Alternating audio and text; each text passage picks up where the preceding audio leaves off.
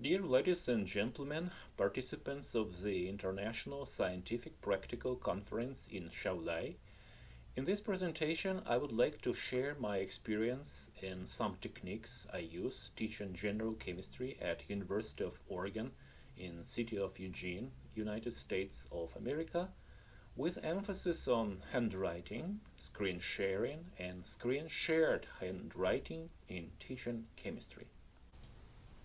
Being the central science, chemistry should be taught and studied in a special and effective way. Unlike some other disciplines, mostly humanities, chemistry has always required a writing participation. Especially when it comes to the laboratory aspect, it is obvious that participation is a key. Chemistry proficiency is nothing without analytical, synthetical, say, manual skills one can develop only by actual participation, not merely viewing and listening. Apart from labs, consider a lecture. While listening to the lecture and or viewing its slides may be well enough to get the point in history or cultural studies, it's quite insufficient to figure out chemistry. If one wants to become really proficient, he should repeatedly write chemical symbols, formulas, equations, etc.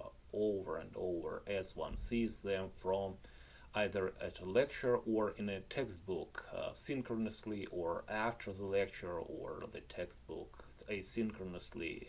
Perhaps neither of 8 major subdomains of chemistry knowledge identified by introductory chemistry teachers: chemical language, atomic structure, molecular structure, properties of matter, the chemical structure domain, chemical reactions, kinetics, thermodynamics, and equilibrium, the chemical reactivity domain, can be mastered without students' active writing and often with instructors' writing participation. Nowadays, internet computer technologies are widely used in science education and chemical education in particular. Its variety ranges from drill-and practice autonomous software to 3D virtual immersive learning environments. Every time the instructor and the students are far from each other, whether in a big auditorium or in different rooms or cities or countries, the effective teaching connection is hardly ever possible without screen sharing, without instructor's computer screen being shared to students or students' screen to the instructor, or both.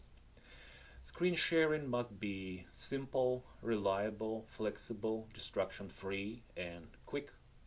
It is more than just a fashionable technology. It is a case of instructor-student real in the virtual collaboration. Currently, most research publications, unfortunately, focus on technical aspects of screen sharing, but pedagogical and psychological research are needed too. It should be taken into consideration developing virtual laboratories and online chemistry classes. Although chemistry, just like medicine, cannot be taught totally online, some of its theoretical aspects can. I believe that whatever technological advances happen, the instructor, teacher, trainer, professor, educator remains and will remain the central person in any academic process. It is important to say, because on the one hand, ICT expansion is unstoppable, as progress at all is objective and inescapable. On the one hand, as any technology, computer mediation alienates students from the instructor. Consider the scheme. Students perceive instructor through their senses, and mostly through 2 psychological channels, visual and auditory. Both of them are weakened in computer mediation. Say, voice can often be mono, while real voice is stereo. Visual image of communicator is 2-dimensional here, while in reality we all are 3-dimensional. Online instructors feel this alienation seriously and try to minimize it, for example, incorporating themselves to the videos, like these. Limits are probably the most important concept in this course, so we should really have a definition of what we mean by limit. here is what we mean by limits. Well, what goes into the energy of an ideal diatomic gas? Hi there. One of my favorite functions is the... It is common practice to lecture today continuously demonstrating slides developed in PowerPoint, and often lecturer just comments on them without any alteration on the fly. It's alienation. To make the presentation friendlier, a lecturer should try something personally, to bring something dynamic to the slides. And this personal can be his or her handwriting concurrent to the topic. And this screen handwriting should be shared. Screen sharing can be done in a number of ways. First of all, various websites, applications functioning as built-in VNC or virtual network computing clients on operation systems, as independent applications, as a tool in VoIP voice over Internet Protocol based integrated packets, as a tool in 3D virtual worlds like Second Life. Let's consider one example of each. To be able to share your screen using JoinMe, we have to download and install the JoinMe application. We go to the website and by pressing the button Start Meeting, we initiate the download of this application. It comes as an archive. We find it in our Downloads folder. Double-click and find the application we need. We drag it to the application folder, find there, and launch it. Yes, first time opening is always a challenge, that's why the computer asks. Good words! Your screen is now being shared. It means that from this moment on, everybody can see your screen, provided he or she entered the code. Here's the code, 591-811-561. In order to see our screen, students do not need to install JoinMe, but they have to go to the website and enter this code. We need to communicate this code somehow. For example, when I lecture and share my screen, I go to the Blackboard, our university learning management system, and enter the code there as an announcement. And then, having entered the code, any student, whether in the auditorium or elsewhere in the world, can see what is happening on my screen. Pretend you have a good PowerPoint presentations, otherwise called slides, on chemistry. So how are you going to write on it while lecturing? One have to recognize that this format is not writable at all. So we have to save it in a special way. Let's go to File, choose there Save as Pictures, and here we go. And we find it now. It's a deal. We can work at it. Everything is in JPEG format, which is quite writable on. Now that we have everything in a proper manipulable format, we need a graphic editor, an application to open our slides. Adobe Photoshop would work fine, but something simpler and less memory consuming would work better. I use Paintbrush. It's simple enough and has enough functionalities. Various colors to write and to highlight. One can select, erase, and other basic operations are available. But here is the problem. I am desperately trying to write nicely here, and all I have are mere scribbles. It is because I am writing with my mouse. Not good, we need a better instrument.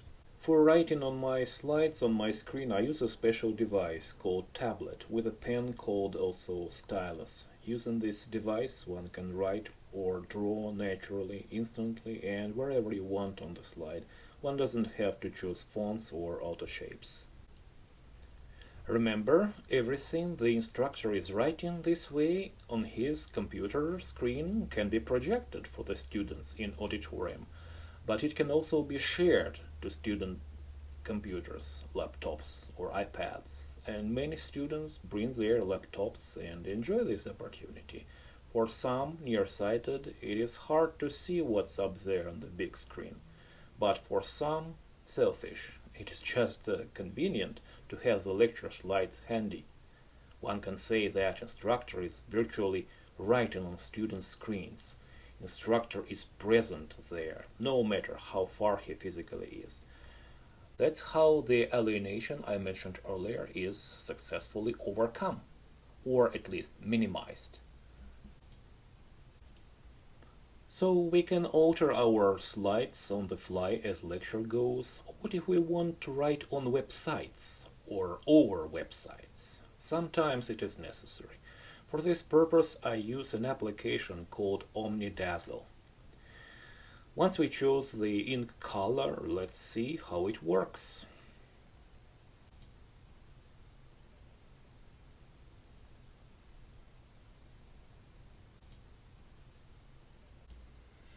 As we can see here, using Omnidazzle, one can underline, cross out, stress, circle, comment, or correct any element of the website that looks interesting and appropriate to the topic being covered.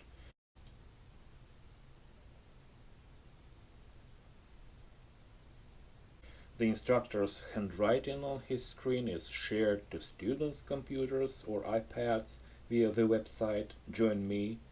Alienation is gone. I consider the applications for screen sharing we have just considered here, Paintbrush, Omnidazzle, as well as the device, pen, tablet, as universal, a must, not only for screen sharing of instructor's computer screen to students via the website Join Me, but in all other kinds of screen sharing. Let's go on to them. To share his screen to student computers via Apple Share, a built-in application on Apple computers, the instructor first should enable students to connect to his computer remotely. In System Preferences, under Sharing, one should check appropriate options and settings, screen sharing, not going into details.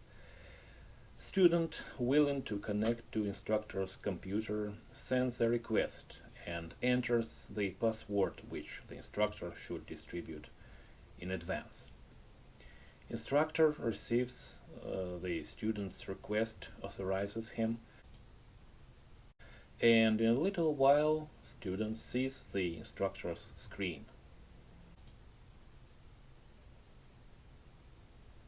Of course, what you see here has been accelerated using video editor effects. In real settings, it takes longer to handwrite and balance equations of reactions, spectator ions, precipitates, etc. Certainly, for security reasons, this way of sharing is questionable, but nevertheless, if other ways of sharing are not available at the moment, why not? There is an option, can be eventually used as a channel for virtual office hours, online consultations. Screen sharing via Skype is pretty common, so no need to cover it thoroughly. This option appeared in later versions of Skype. The only thing instructor needs to do is, while speaking with the student, to turn on screen sharing. If other technical assets are okay, then student will see the instructor screen. I include my Skype name into syllabus so that students can contact me during virtual office hours. And finally, screen sharing of instructor computer in Second Life, a three-dimensional virtual environment. To make it possible, both instructor and student should go to the website secondlife.com and download and install the Second Life viewer. The second necessary thing is for both the instructor and the student to sign up, to register an account. Initially, every novice to Second Life is suggested to choose an avatar that can be changed and customized later. Then one should choose a name. You see, I tried many famous chemists in succession and all these names are already taken. Once an available name is chosen, one should enter some personal data and the registration is complete. At scheduled time, I call it virtual office hours, actually virtual consultations, instructor logs in to Second Life and so do students willing to receive a consultation. For students, I registered, so to say, 4 public avatars with simple passwords like 1, 2, 3, 4, 5, 6, and included their names and passwords to the syllabus.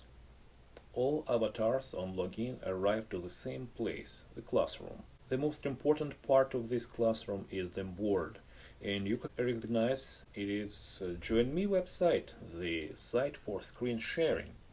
Students enter the code to see the instructor's screen. They learn this code from Blackboard, or the instructor told the code in some other way, and from that moment students see the board in the classroom, actually instructor's computer screen.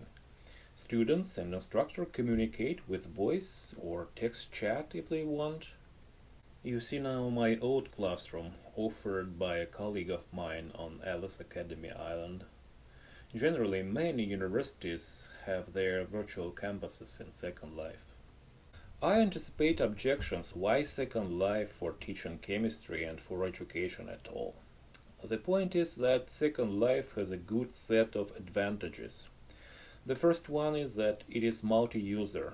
In that classroom, unlike Skype for example, simultaneous consultations can be given to many students. The second advantage is that Second Life makes anonymous consultations possible. Many students are shy and they are afraid to ask questions and to show to their peers that they do not know something. Second Life makes everyone equal. 4 years ago, a voluminous publication by Long and Bradley appeared about educational use of Second Life for teaching chemistry. This year, an extensive review of publications on Second Life says that the most investigated subject areas were teacher education, language education, business, tourism, and this review indicates a lack of explorations on teaching chemistry and mathematics. So one can infer that Second Life is not only an academically appropriate platform, but also a prospective research topic. Taking into consideration that present conference is both scientific and practical, I tried to limit theoretical speculations as much as I could. Summarizing instructors' handwriting and instructors' screen sharing, I hope that tomorrow's ICT will be both effective in promoting spatial imagination, which is important for teaching chemistry, and humane, friendly, and non-alienating at the same time. Thank you so much for your attention.